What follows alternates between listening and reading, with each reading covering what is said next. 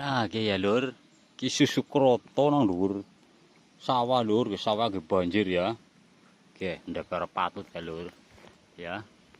Gue gede banget ya lur. Ndak banget ki songgone nang isor. Garing munggah netok ya.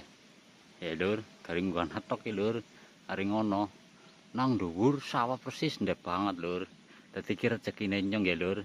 Wis pokoke rezekine tukang kroto ya. Aduh, ning kecean lur gue ya.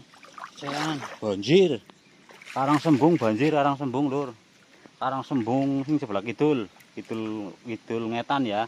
Pokoke ke posisine lagi main lah ya. Mainnya genanu susuan ndep lur ya. Ki rezekine nyeng ya lur. Sikap lah ya raksuin lah ya. Ya. Ndep banget lur. Ya enggak kayak gitu ya. Nemu susu kayak gitu ya seneng ya lur. Weh, ndep banget lur. Ya. Sokokane lur. Gari isine menjanjikan banget apa ora ya lur ya. Oke. Syukur lur. Weh, ya. Weh, paham ora? Ae.